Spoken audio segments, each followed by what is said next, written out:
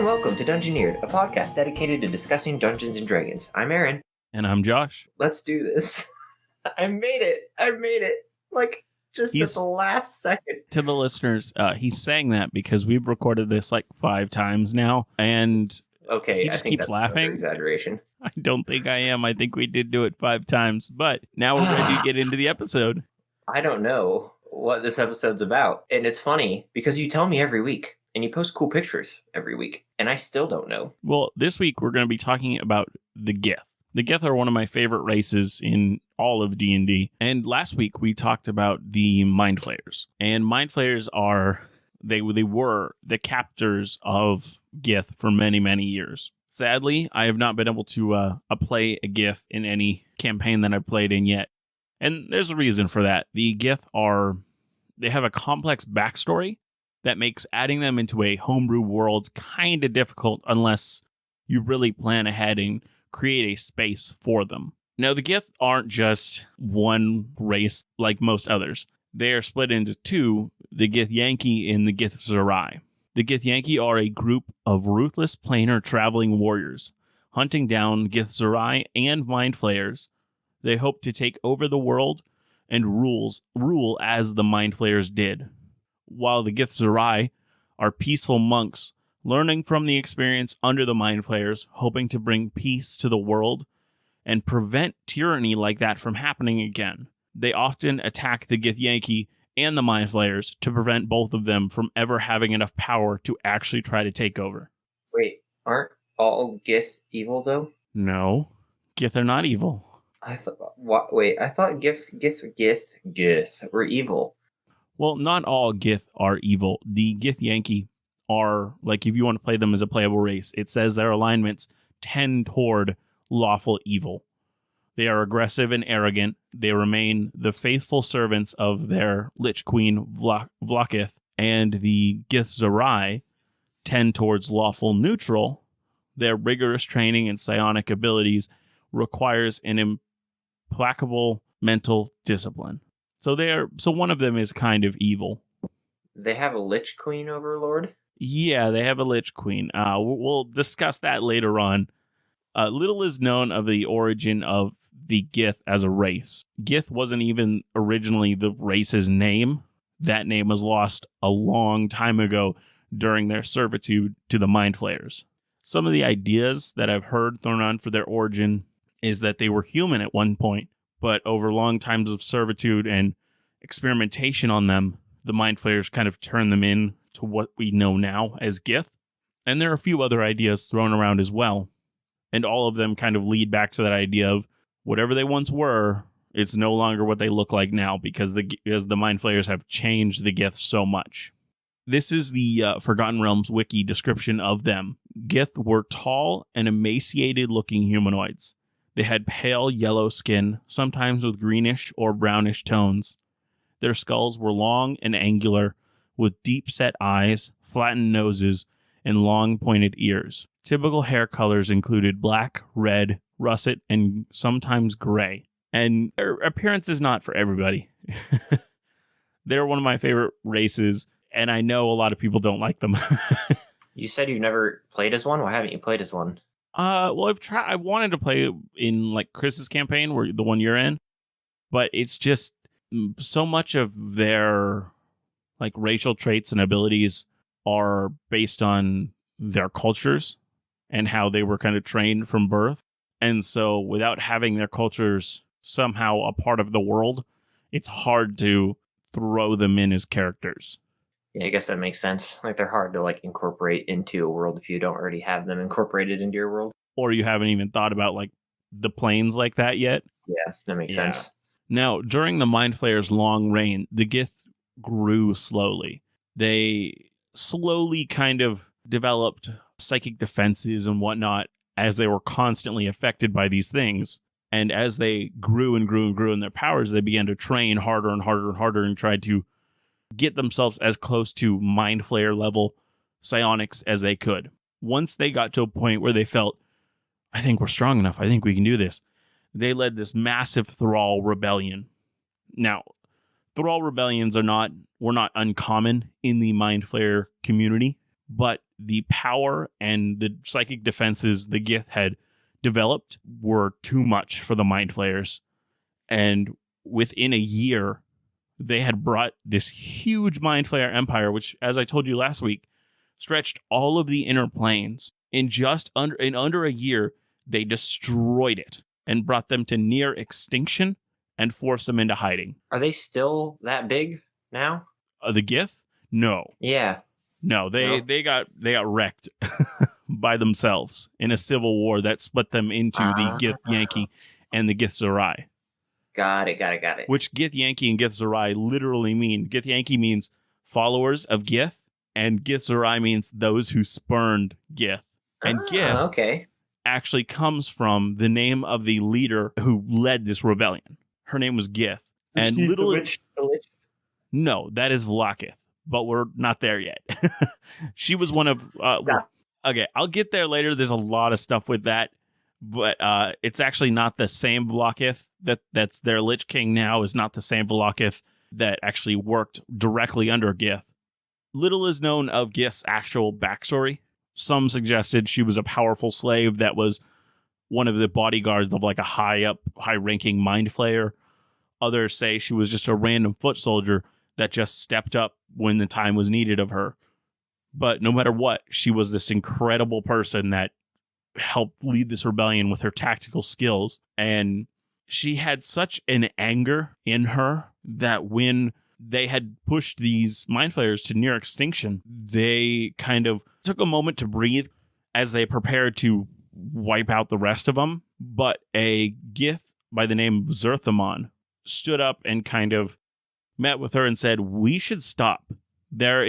We are becoming too close to Mind Flayers. We need to be better than them. And so she wanted to continue to destroy and take over and conquer as they had and rule. And he was like, no, we should go find a place to hide, just kind of go and be safe and create our society again and try to be a civilization. And this created this whole two groups that eventually over time, and there was this actual moment that kind of triggered it called it was like the something of two skies, because he's saying that Gith was saying, we can do both. We can create this great civilization and destroy all these Mind Flayers and conquer and be under one sky and do that. And he's like, no, that would be under two skies and we can't, that's impossible. And so they created this, it set off this civil war where people took sides, whether they were on Gith sides or against her. So did they rule like all the planes during that time? So they were like the ruling empire of the time, and then they didn't really go and conquer it at that point. It was just a attack force at that point. So they hadn't like set up in the fortresses. When they take them over, they would just wipe them out and head on. Got it. So just kind of like a bomb and leave. Kind of, yeah. Now, while the Civil War was raging, the Gith Yankee were still trying to hunt the Mind Flayers and still trying to keep up that offensive front. In the end, they hate them that much still? Oh yeah, they still hate them. They still have this immense hatred. Zerthamon was killed, and the Gith Zerai retreated to Limbo. And Limbo is the plains of chaos, which is really interesting because the Gith Zerai are all about inner peace, meditation, calm, and they literally are a civilization that is peace within this plane of chaos. And the Gith Yankee had to retreat to kind of build up their forces again, and they went into the Astral Sea and kind of took over some of the Illithid fortresses that they had already cleared out there. The Civil War was devastating to both sides, and the Gith Yankee had to kind of suspend their war for a bit. And during that time when they had to suspend their war, that was the time that the Mind Flayers had to go to the Underdark and kind of build up defenses down there and kind of take on this, we're about to be extinct, we need to protect ourselves. Do the Gith know that the Mind Flayers are like hiding in the Underdark? Or are they yes.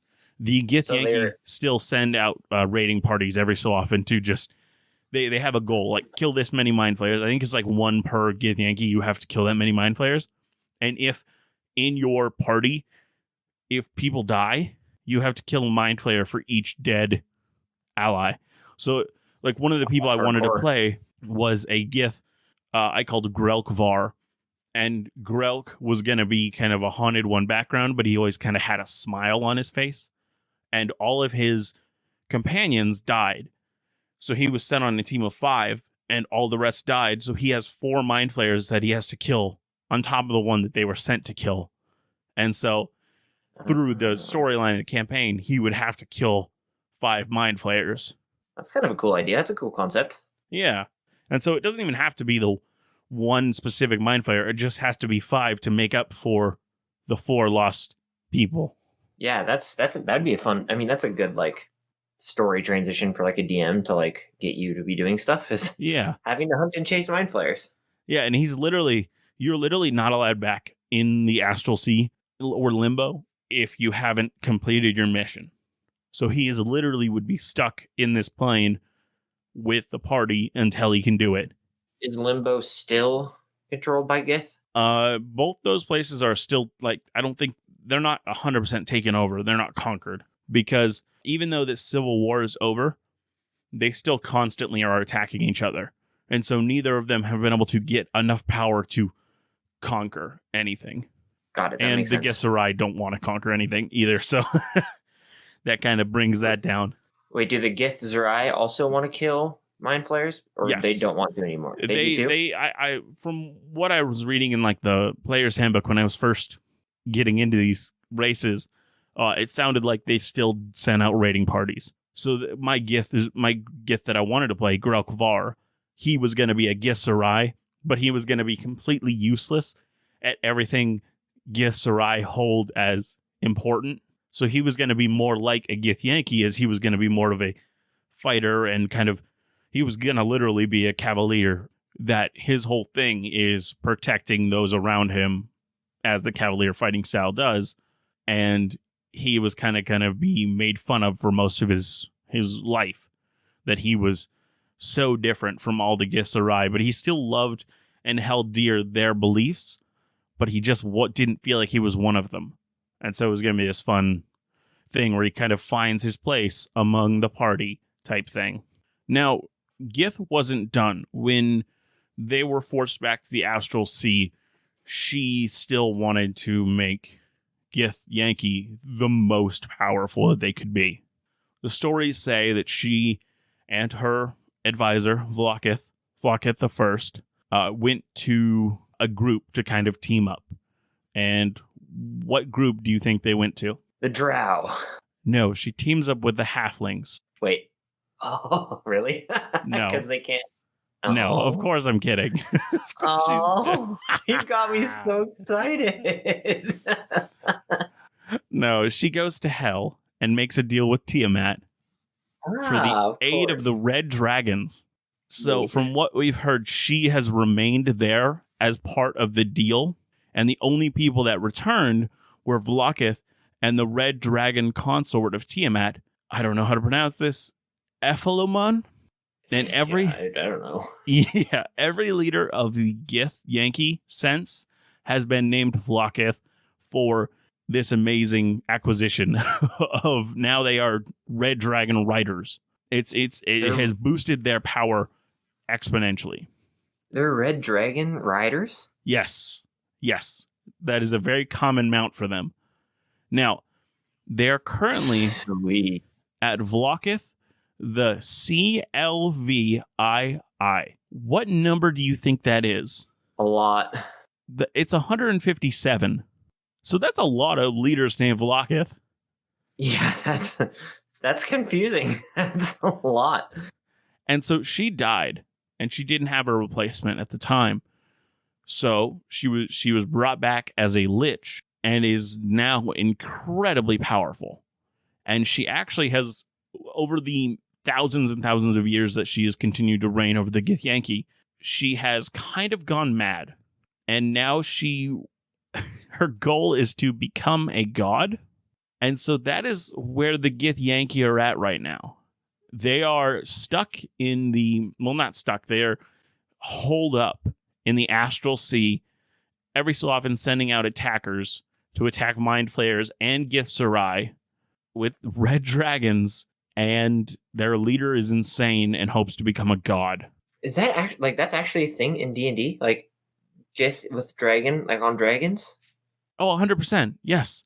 Literally, I was just watching the latest episode of the streamer that I watched play Baldur's Gate 3 because I don't have a PC gaming rig because I'm a console player.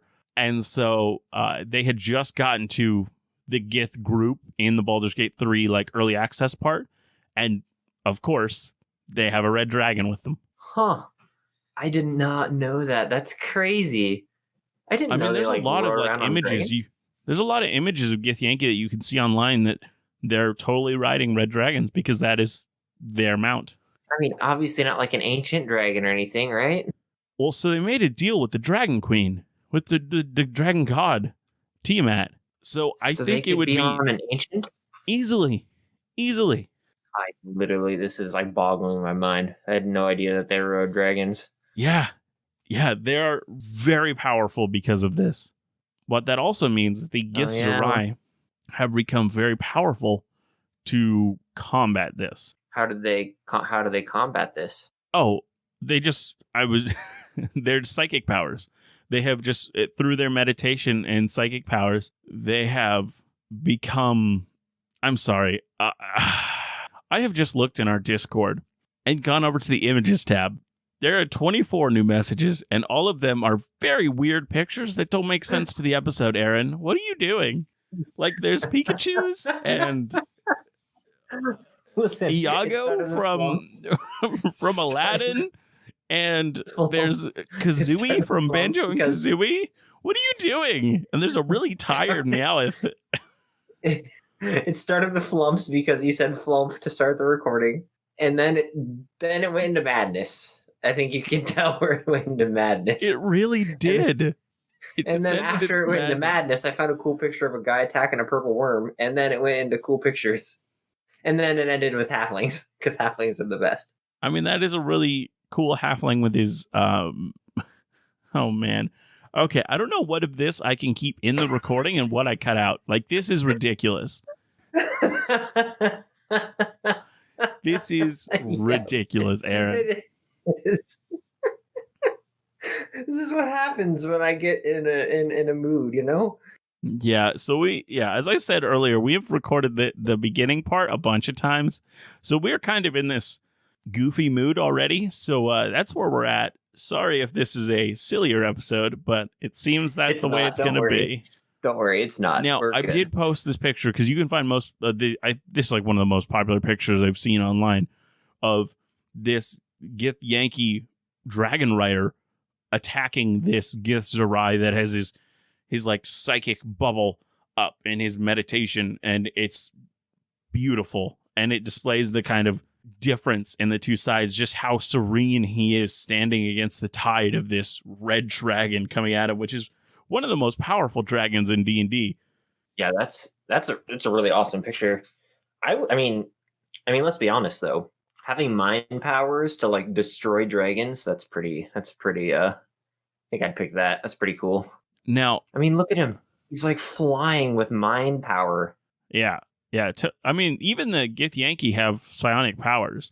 It's just the Gith Sarai have trained it in a certain way, more of a defensive way than the Githyanki have. They're more aggressive with it. Yeah, I mean, this is the true definition of big brain time, you know? Mm-hmm. Mm-hmm. Sorry, I wasn't really listening. That's why I just went, mm-hmm, because I'm trying to focus on this next part. Now, that's what I have for you on the Gith.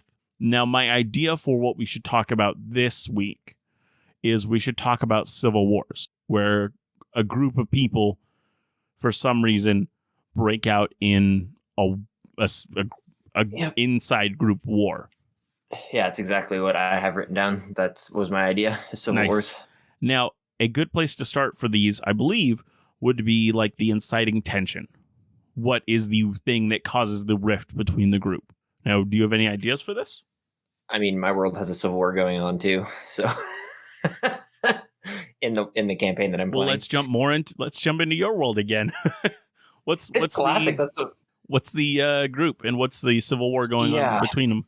So the Civil War in my world is very long and complex. But essentially, how it started is there was a monarchy who had a high king, and his name was High King Artem. He disappeared like I think it was like it's like 35 years ago in my world. He just vanished.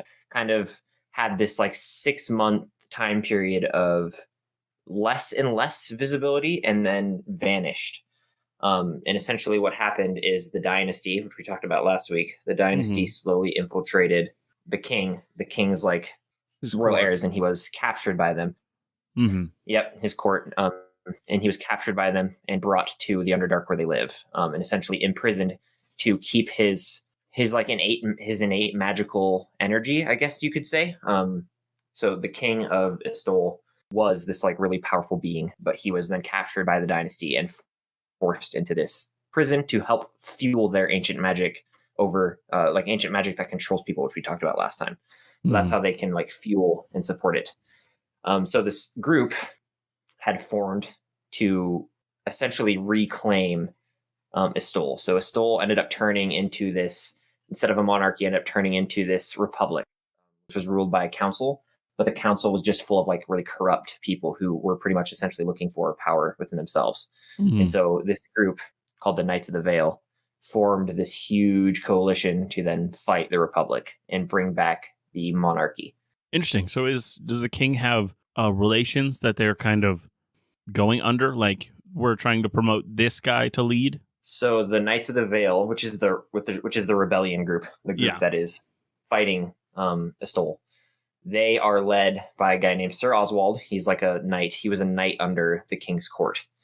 And so he was one of the original members of his court. And so he has now formed this whole group to rebel and fight the Republic.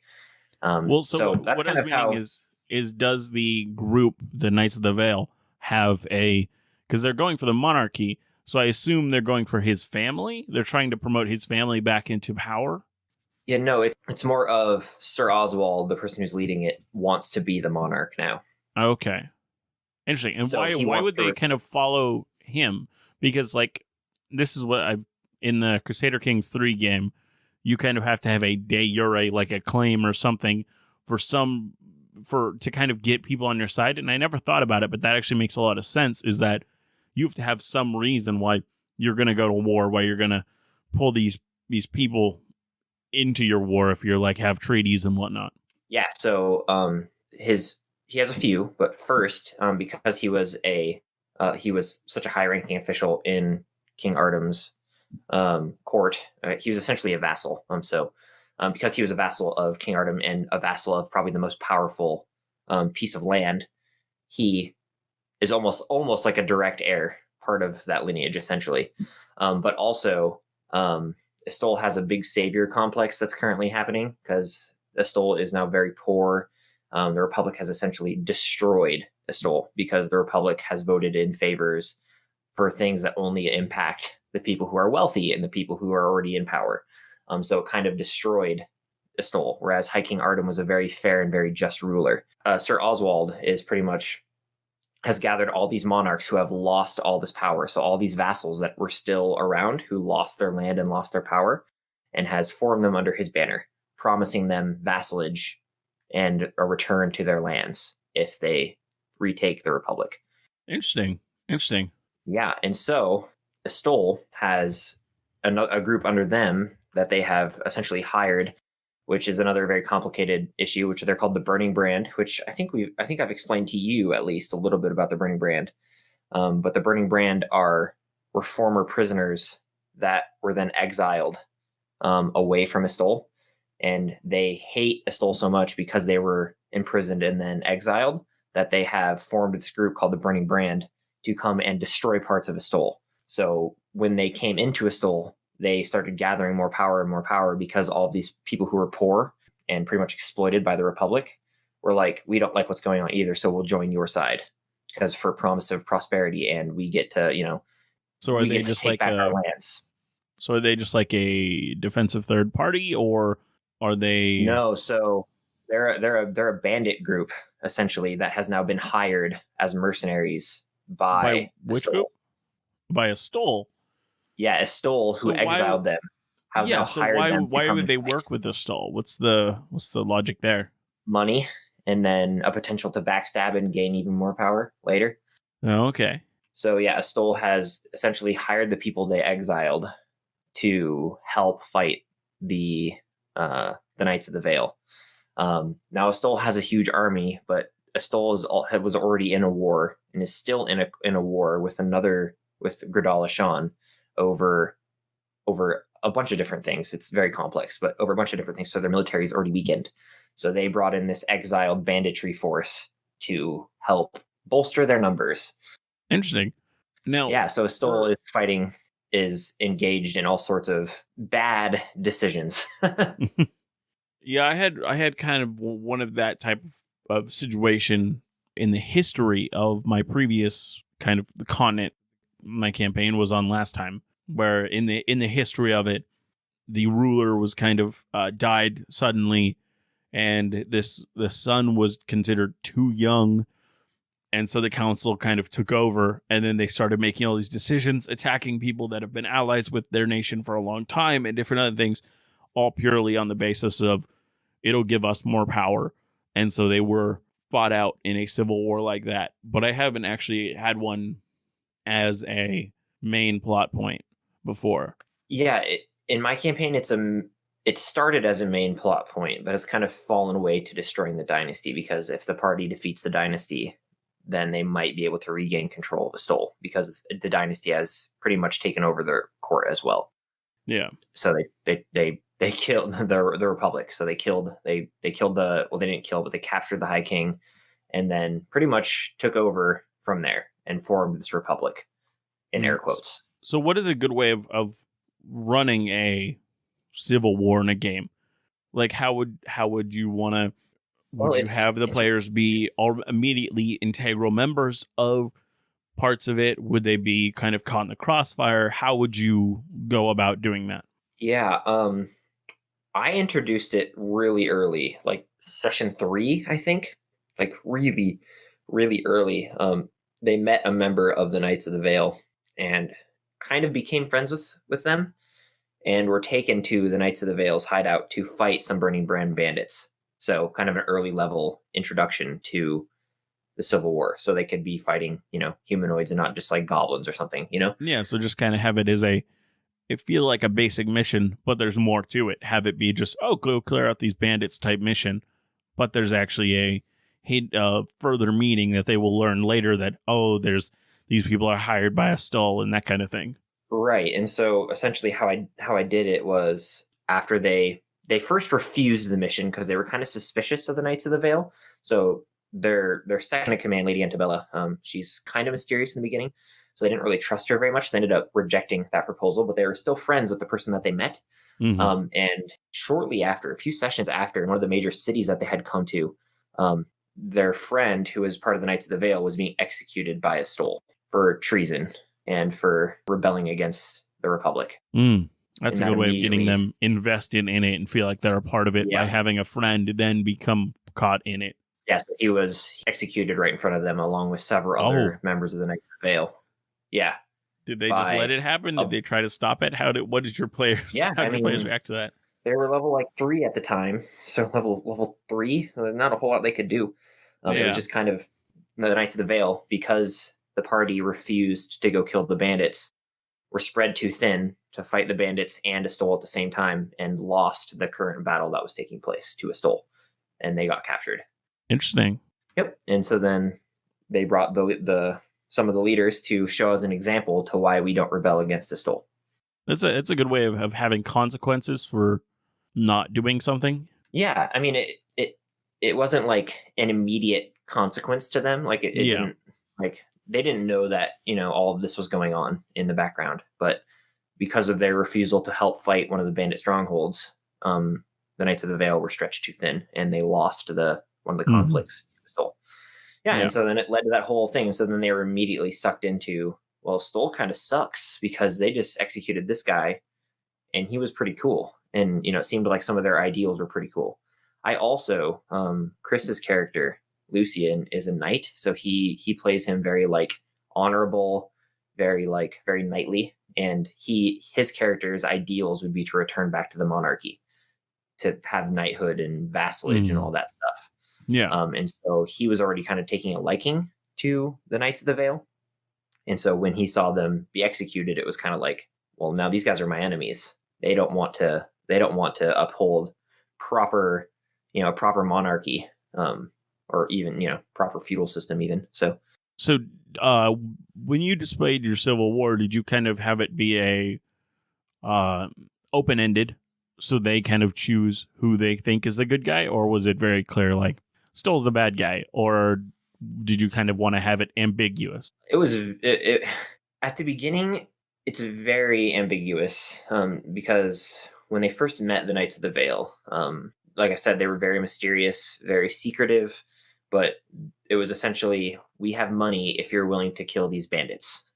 Like, if you do this, we'll give you money. So yeah, there wasn't a whole lot invested into it at first, and then as for like the whole overarching scheme, it was definitely ambiguous as to who you want to join. If you like the Republic, if you like a republic and representatives and stuff voting on laws that you want, then you'll pick Stoll. If you wanted a monarchy, then you're going to pick the Knights of the Vale. It was only till later that they kind of found out that the dynasty was infiltrating him, which then kind of gave them a more clear choice with the Knights of the Vale. So did the party actually have conflicting ideas on, like, hey, let's not go monarchy, that sounds like a bad idea?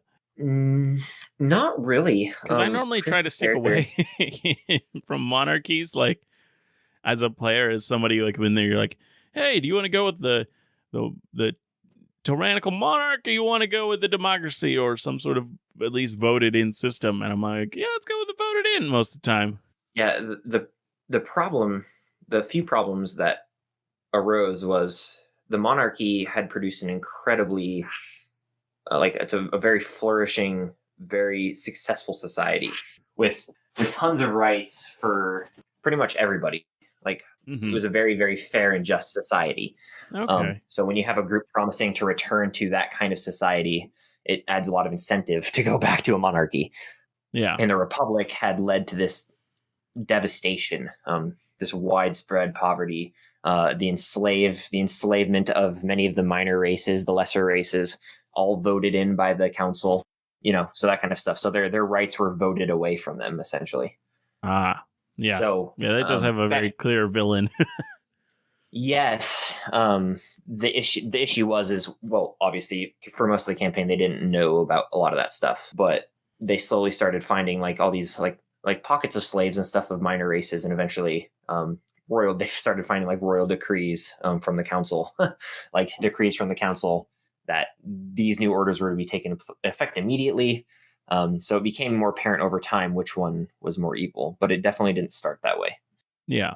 I always like to have like ambiguous, but I mean, it's not always realistic. Like, sometimes there are people that are just in it for power, but I always like to have there be some sort of, whether it doesn't even have to be the full group that is kind of good.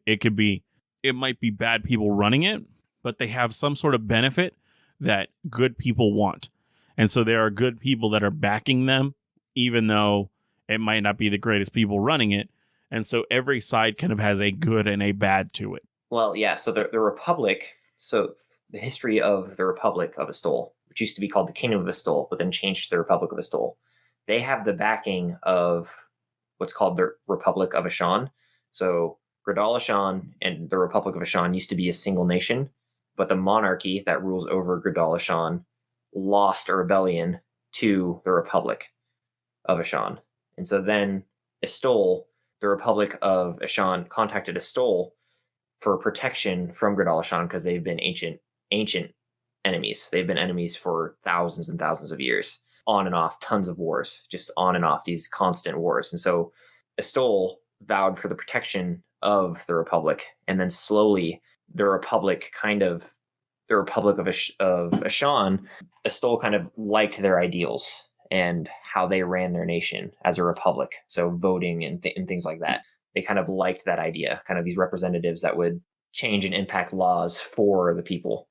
And so they kind of were already starting to adopt those societies. And that's why the dynasty kind of stepped in at an opportune moment to take advantage of the cultural shift that was already happening.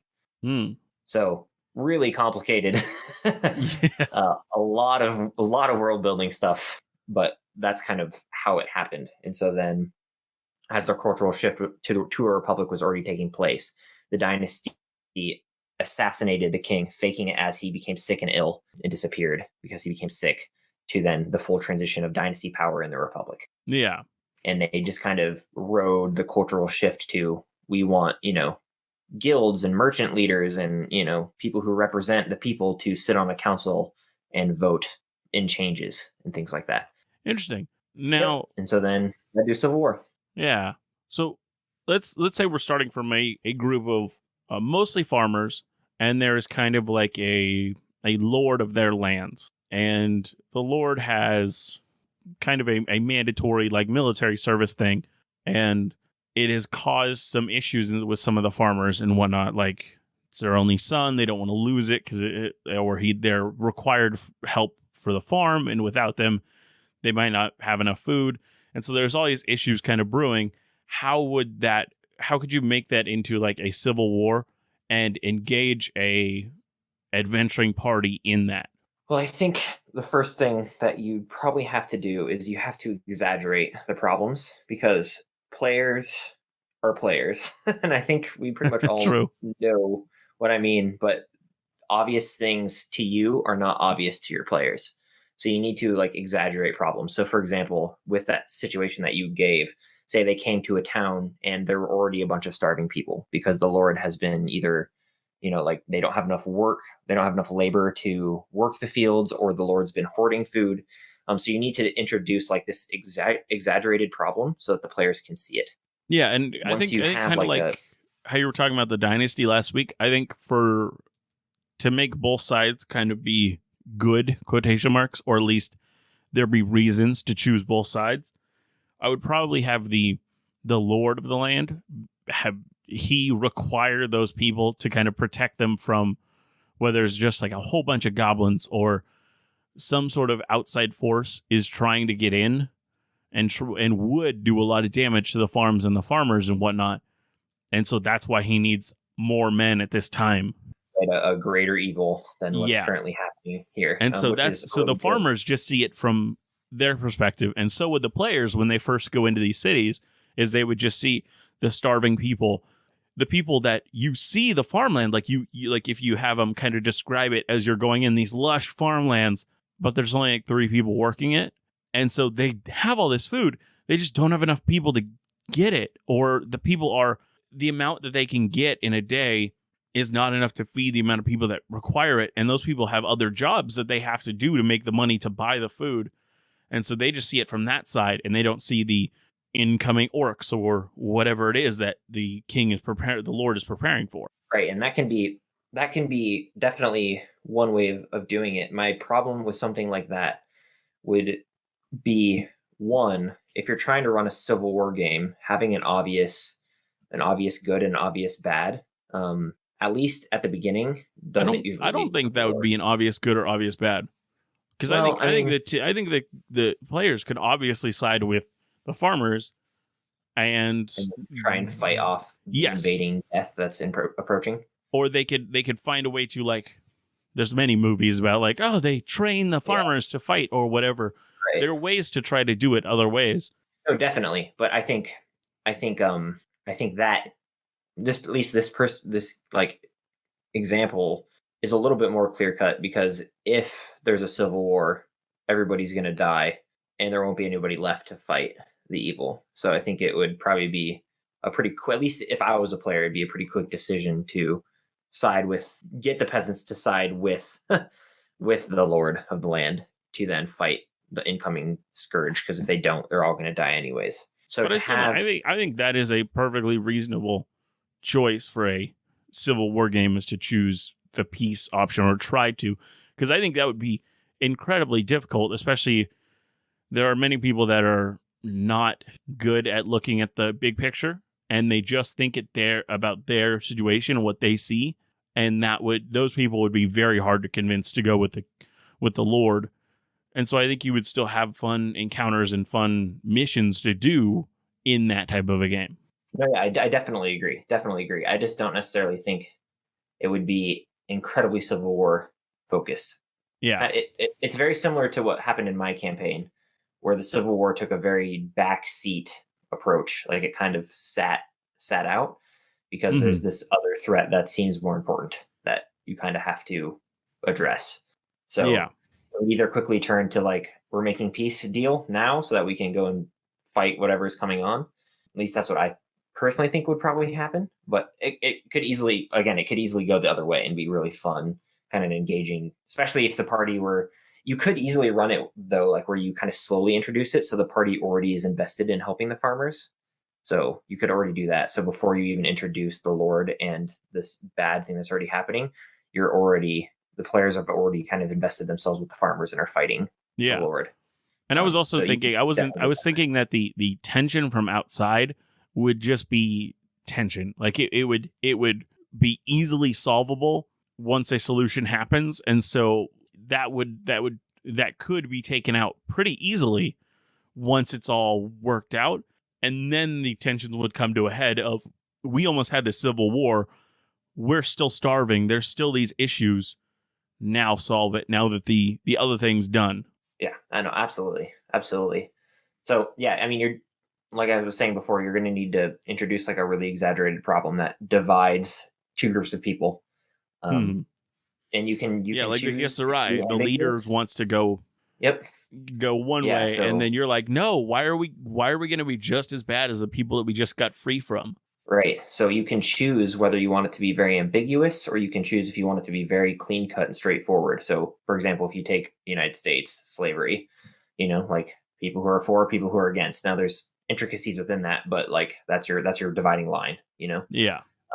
So like you can have it be very clear cut, or you can have it be kind of this mesh, this kind of like, we're not sure who's in the right here, which would be more of like a lord over his citizens who is drafting his citizens to fight in a clear evil, where it's kind of like this mesh until you really figure out what's going on. So to make it more ambiguous, what would you have the lord be doing? Well, could it be like he's trying to get them for an evil war, like something where he's just trying to grab power, or how would you do that? I mean, there's a few. I don't know, in this particular situation that like we've come up with, there wouldn't really be a super ambiguous answer, unless you just threw a ton of money at the players. Like the Lord was like, "Here's money. I'll give you money if you help me." Like, to me, it's a pretty clear cut way which we're going, which is going to be, we're siding with the farmers and peasants unless we know the Lord is fighting a horrible evil. Then we're going to make peace and fight it together. Like, like to me, that's kind of like but I think like a pretty clean cut. But I think a really good one is always to do like government fighting. So, for example, you have a king and you have people who don't want a kingship, like who don't want a monarchy. Those two are fighting. And it's like, well, who do we choose? Like, or you even do two monarchies. So one person wants to be head of the kingdom and one person doesn't. Like one person does, like two people do. One's the king, one isn't. Yeah. Who do you choose? Yeah. So it could be going back to Crusader Kings 3. Like this person has a claim, their family ruled this place for ages. This dude's great grandfather or whatever took it from them. And so they both have legal right to this leadership. Right. So that's very ambiguous, because then it's like you just have two leaders. One person says that I should be able to be head of this land because I have this ancient bloodline from long ago that I have proof of, like this whole thing, like my family ruled here and now they were taken over by these people who rule here. That's ambiguous, especially if you have the new bloodline is trying to take over an already successful and happy monarchy, because then the players are like, okay, well, this person has claim and the right, and we want to support. I tend to find that most players want to support the rebellion and like the people who have the rightful claim to the throne, like, you know what I'm saying? Like, this person seems good. He has the rightful heir. He should be the king. Yeah. But the problem is, if you introduce that society's successful, society's doing well under this kingdom, like under this monarchy, do we try and destroy that to give the person who was wronged or rightfully owned the king the kingdom. Like it would be like another example would be like Native Americans in the United States. Like like you could easily do something like that where it's like the United States pushed them out, attacked them, like that kind of stuff. Again, there's Yeah. intricacies in there, but say this ancient guy, this guy's family owned this kingdom. They were the rulers. They were then taken over and killed, and a new society was then established. The new society is now flourishing, successful, and the people are happy. But this person, with his group of people, believed that, hey, we were wronged and horrible things happened to my people, and we were killed and forced to go, hundreds and hundreds of miles to, find new lands that were not rich with, not helpful to society at all, like poor soil. Like we were forced to essentially scavenge for our living. And Yeah. now we want our claim back. That immediately introduces a very ambiguous, do we help the successful society who just wants to remain successful? Or do we help the people who are seeking their lands back and were forced to live in a place that was not fit for living? Yeah. It immediately becomes very difficult. Well, I mean, we want to do right and help the people who were forced out of their homeland, and forced to live on a certain area or kicked out or banished. But we also want to continue to have a successful empire. And if we attack and we try and take this over, we could ruin the success of the empire and the happiness of the people. Yeah. That's a good one. Yes. So, I mean, like I said, you're going to need a clear-cut objective. If you want it ambiguous, you need to introduce two parties, one that's been wronged, but one that's successful and is happy. If you want to make it clean cut, this group is trying to save its people from the tyranny of this group. Like you can, and then you can always play around and add intricacies as you go. It doesn't have to start out really complex either. You can always add stuff, and especially when you hear your players talking. Yeah, I always love hearing like having like the Gith Yankee and the Gith Sarai, where the two groups are so different.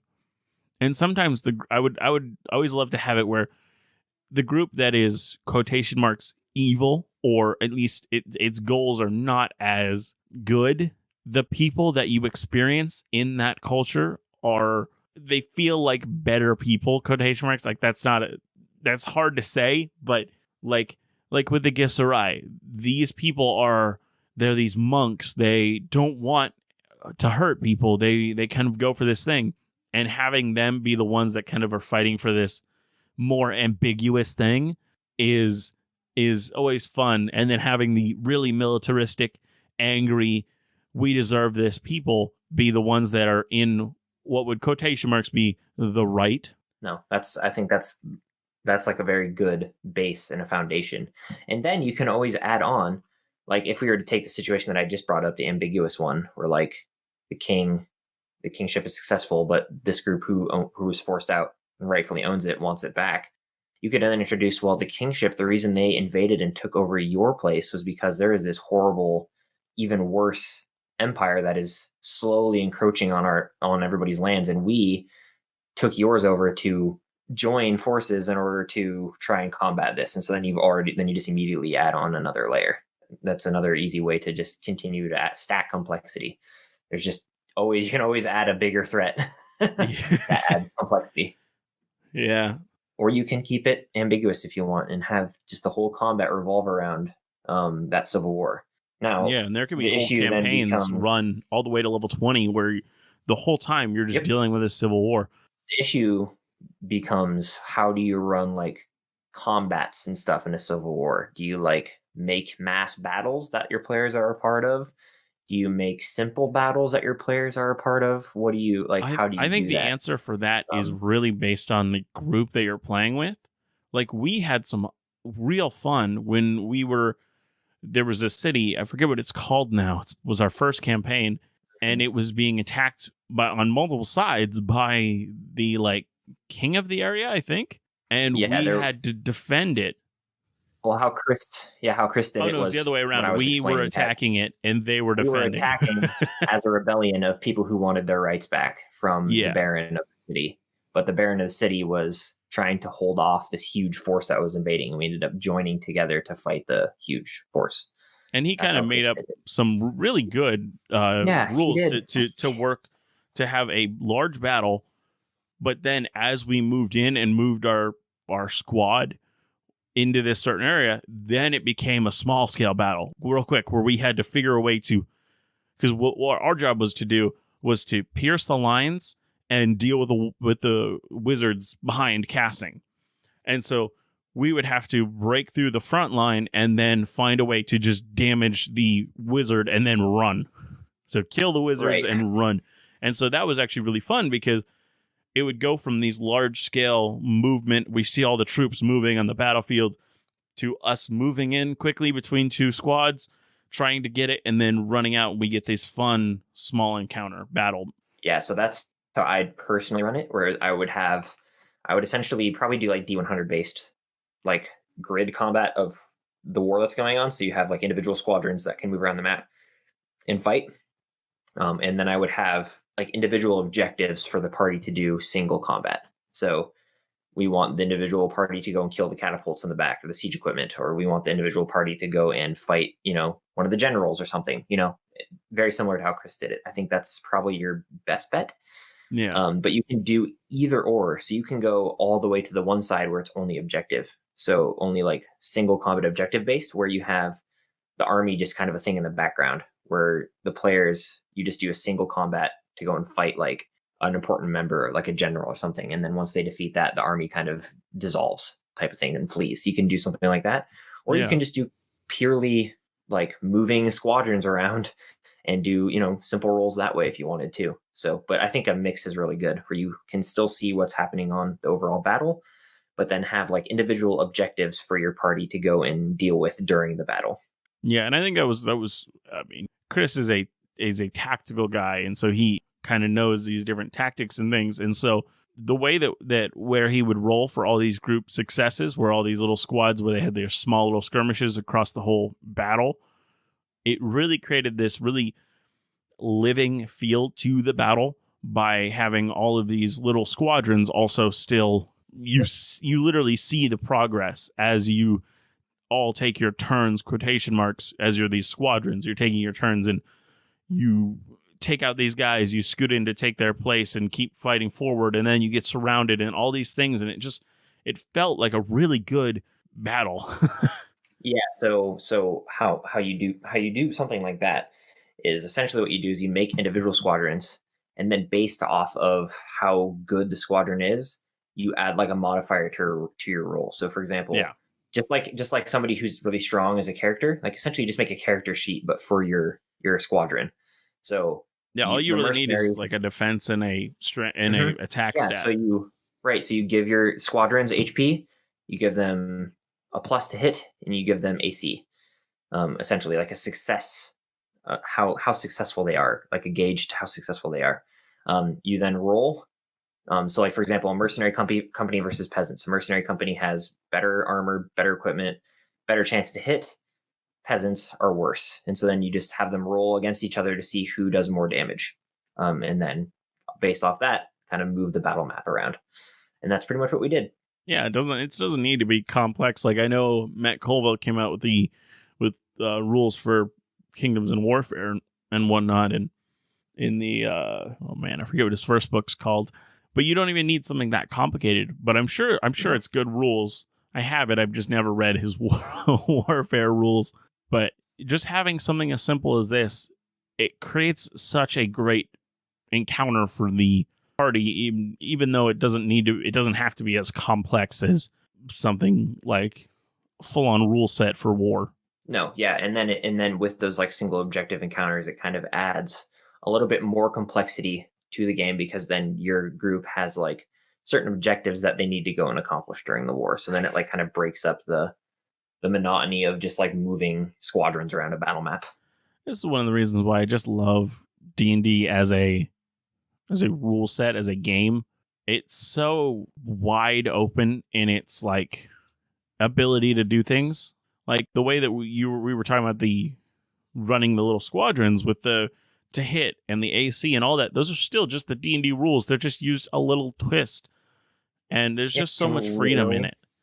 Yeah, you can literally just essentially make a character sheet, but for an entire squadron, and then roll to hit for your squadron. It's a little bit tricky because each squadron's always going to do damage to each other. So like a group of peasants rolling a d, like say if the mercenary AC is like 18 and they roll like a 10, they're not going to hurt them, but they're always going to do some damage. But based on those rolls, so for example, if your mercenary AC is 16 and the peasants roll 10, and the mercenaries when they attack roll a 20 versus like a peasant's 11 AC, you can always say the mercenaries, you can just essentially calculate that, and you can just say the mercenaries are, you know, destroying the peasants, you know, like they're pushing the flank very, very hard in favor of, you know, like your side, if you're the side of the mercenaries, you know. So, and then you just have multiple squadrons in that battlefield, so like your right flank, your left flank, your, you know, central flanks, like, you know, like you can do all sorts of cool stuff with that, just with simple rules like that.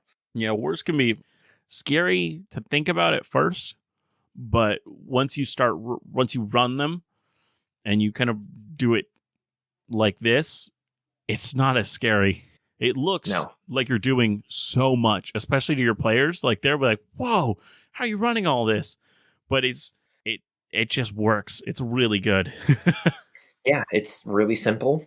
It's easy to run because you just have 8 squadrons on one side, 7 on the other. You know, like you just make 7, you know, sets, you know, 8 individual rolls to see who comes out on top.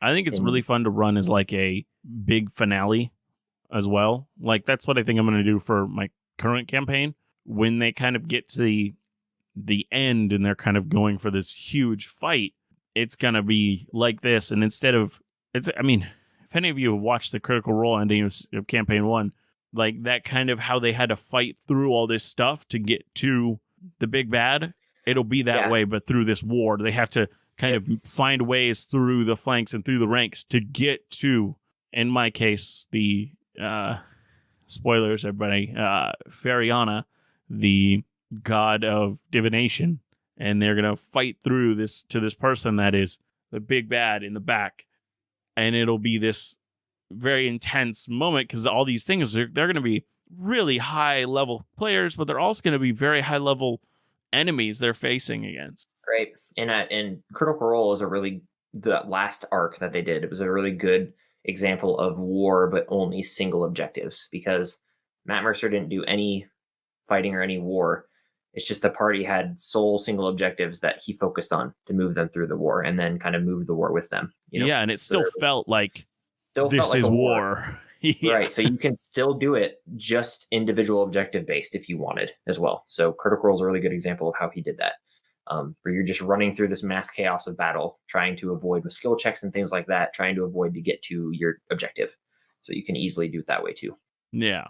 And then only have a single combat versus, you know, the general or the bad guy or the lich in Critical Role's case, like that kind of thing. Mm-hmm. So I think a lot of when you hear Civil War, you immediately think of the war aspect, and you're like, well, crap, how do I run? How do I run a war? And it's easier than I think a lot of people, like once you sit down and actually do it, it's easier than you think. So yeah. Well, thank you all for listening to episode 5 of Dungeoneered. We've made it to episode 5. Woo! We are going to be looking for sponsors and whatnot, so we might have ads in our future episodes, but I don't think we have enough viewers to get any yet. But our feelers are out there, so that could be coming soon. Yes, sir. Thank you all for listening, and see you next time. Bye. There we go.